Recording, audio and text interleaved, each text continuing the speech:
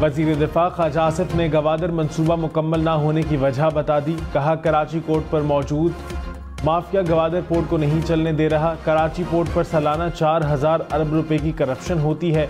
Karachi port के मुताबिक कोई मंसूबा शुरू होता है तो ये माफिया उसे बंद कराने की कोशिश करता है। ख्वाजा आसिफ ने कहा ईरान के भारत को टर्मिनल फराहमी से मुतल्लिक ईरानी हुक्काम से बात हुई थी।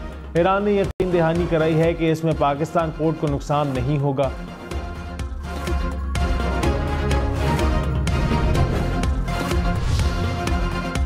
जस्टिस बाबर सत्तार ने कहा ऑडियो लीक्स केस में मुझे पैगाम दिया गया, पीछे हट जाओ। पैगाम मिला सर्वेलेंस के तरीक़ाकार की स्क्रूटनी से पीछे हट जाओ। धमकी आमेज हरबे पर कोई तवज्जो नहीं दी। समझता हूँ कि ऐसे पैगामात से इंसाफ के अमल को नुकसान पहुँचने का खतरा नहीं है। जस्टिस बाबर सत्तार का chief justice Islamabad high court को खत। कहा बदनीयती पर मबनी मुहिम का फोकस अदालती कार्रवाई को मुतासिर करना है। ऑडियो लीक्स केस में अदालत ने खुफिया और तहकीकाती इदारों को नोटिस भेजे थे। अटॉर्नी जनरल की अदलिया के मामलात में मुदाखलत की नफ़ी। मंसूर ऐवान ने कहा इस्लामाबाद हाई कोर्ट के जज के ख़त के मंदरजात सोशल मीडिया पर आए। तासुर दिया गया इस्लामाबाद हाई कोर्ट में मुदाखलत हो रही है। सिक्योरिटी इस्टेब्लिशमेंट के किसी अफसर ने बराह रास्त राबता नहीं किया। अटॉर्नी जनरल ऑफिस के जरिए सर्वेलेंस पर इन कैमरा ब्रीफिंग की दरख्वास्त की गई ताकि हसास मालूमात बाहर न जाए। हुकूमत और कोई रियासती इदारा अदलिया के काम में ना मुदाखलत कर सकता है और ना करता है। शायद ये समझा गया कि केस का फैसला एक रुख पर करने का कहा गया। ऐसा बिल्कुल नहीं। जज साहिब ने खुद लिखा पैगाम इंसाफ के हुसूल में मुदाखलत नहीं था।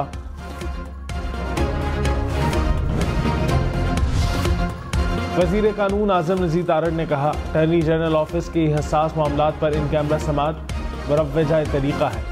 आज़ाद अदलिया मुल्क को आगे लेकर जाती है।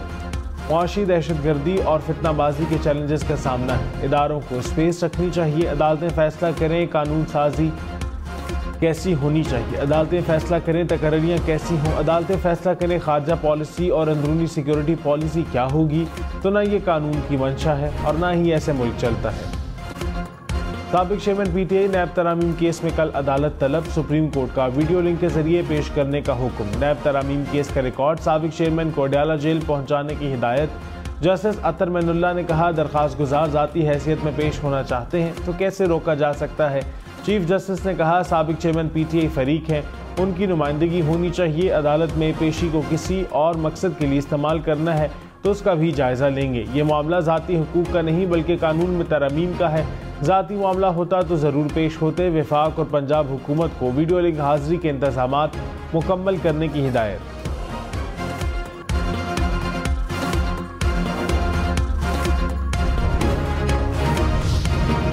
मुआशरे में खौफ या अदम तहफ़्फ़ुज़ का एहसास पैदा करना साइबर टेररिज्म कहलाएगा। कलअदम तंजीमों अफराद या ग्रोहों के मकासद को आगे बढ़ाना भी साइबर टेररिज्म तस्वुर होगा।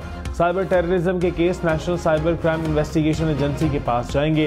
वफाकी हुकूमत ने पीगा एक्ट में तरमीम के मुसव्वदे को हतमी शक्ल दे दी। ज़राए के मुताबिक साइबर क्राइम के सेक्शन 8 की सजाएं 3 साल से बढ़ाकर 7 साल कर दी गई। नफरत अंगेज तकारीर की शिक को सेक्शन में तब्दील करने की तजवीज़।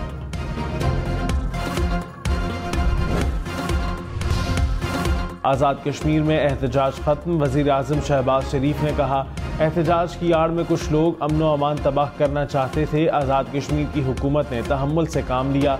अफसोस है एहतजाज में इंसानी जानें गई। कश्मीर पाकिस्तान की शहरग है। अमन व अमान की सूरत हाल अव्वलीन तरजीह है। हमें मिल बैठ कर मामलात को तय करने की कोशिश को फ़रोग़ देना चाहिए। आज़ाद कश्मीर के अवाम से मिलने जाऊँगा। शेख वकास अकरम चेयरमैन पब्लिक अकाउंट्स कमेटी नामजद। सुन्नी इत्तेहाद कौंसिल के सरबराह हामिद रजा ने स्पीकर कौमी असम्बली को तहरीरी तौर पर आगाह कर दिया।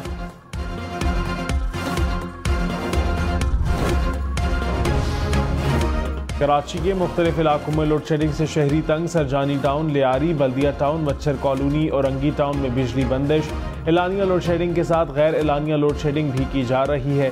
शहरियों का शिकवा के इलेक्ट्रिक के मुताबिक बिजली बिलों की अदम अदायगियों के बायस कुछ इलाकों में लोड शेडिंग की जा रही है।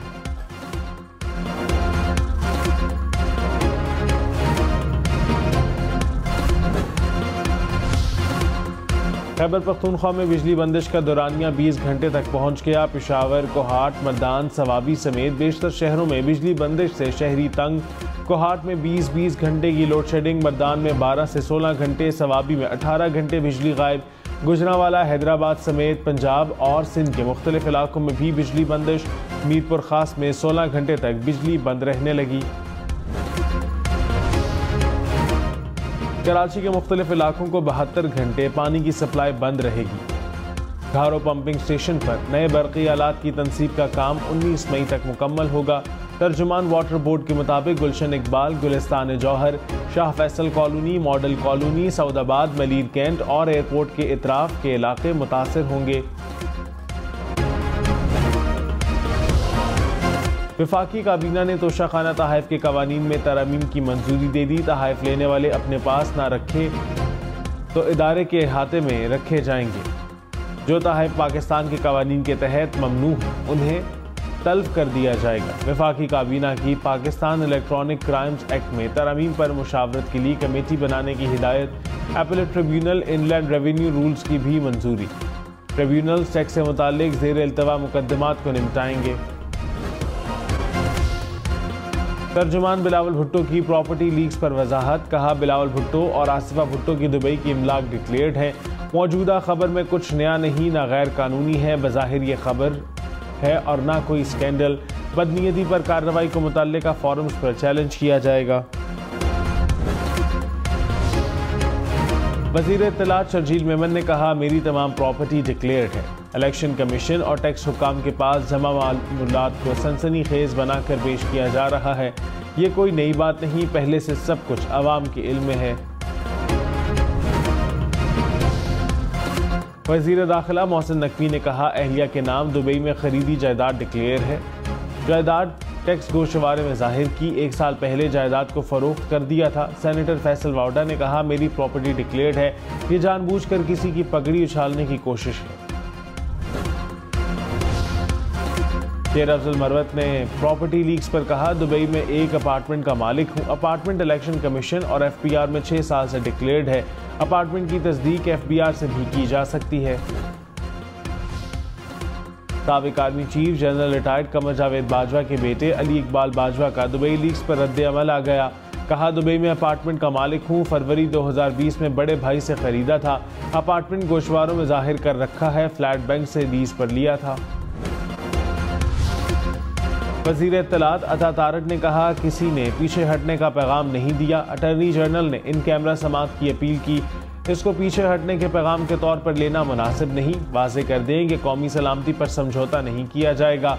सोशल मीडिया पर देखा कि मातहत अदलिया के जजेस ने भी चीफ जस्टिस को खत लिखा है। इन पर मखसूस फैसलों के लिए दबाव डाला जाता है।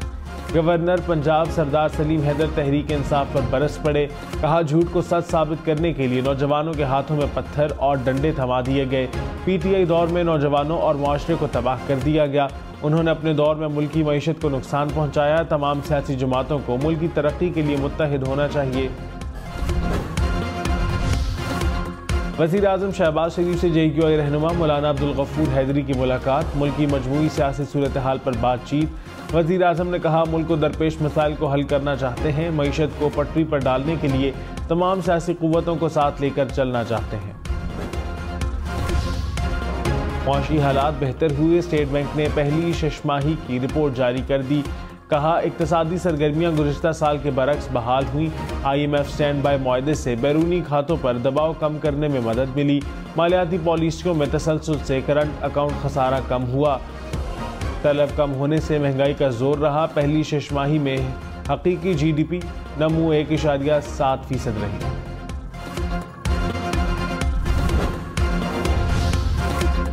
वज़ीर आला पंजाब मरीम नवाज ने कहा, अपने इख्तियारात को आईनी हदूद में रहकर इस्तेमाल कर रहे हैं। मनसब के तक़द्दुस को बरकरार रखना सबकी जिम्मेदारी है। बिला वजह माज़रत ख़वाना रवैया नहीं होना चाहिए। असूल की बात करने में कोई खौफ नहीं। पंजाब काबीना की रॉक सॉल्ट लीज से मुताल्लिक फैसला करने के लिए कमेटी बनाने की हिदायत। करप्शन पर जिम्मेदारों के खिलाफ नैब से रुजू करने का फैसला।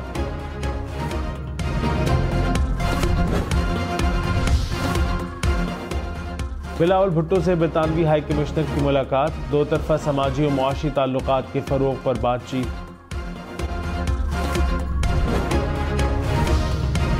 वज़ीर कानून आज़म नज़ीर तारड़ से अमरीकी सफ़ीर डोनाल्ड ब्लूम की मुलाकात, दो तरफ़ा ताल्लुकात पर बातचीत। आज़म नज़ीर तारड़ ने कहा, कानूनी इस्लाहात हुकूमत की तरजीहात में शामिल हैं। टैक्स इस्लाहात से मुल्क की मईशत को बेहतर बनाने में मदद मिलेगी।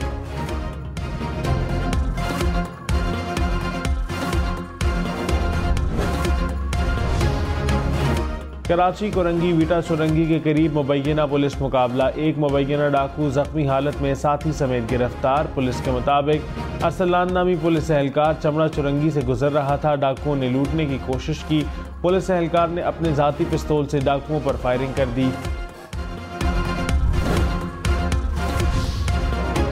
न्यूयॉर्क में माजी के मशहूर फार्मूला 1 रेसर माइकल शोमेकर की घड़ियां 1 अरब 35 करोड़ रुपए में नीलाम।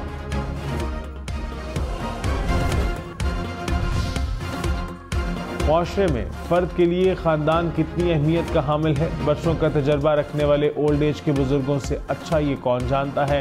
दुनिया भर में आज यौम ख़ानदान मनाया जा रहा है। दिन मनाने का मकसद फैमिली लाइफ की अहमियत को उजागर करना है।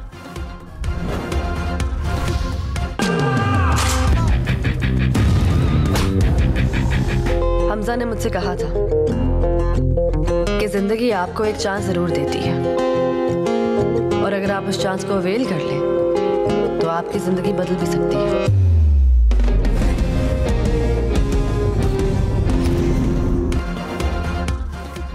और बड़ी ईद की मोहब्बत से भरी फिल्म अभी का ट्रेलर रिलीज। गौहर मुमताज और कुबरा खान जलवागर होंगे।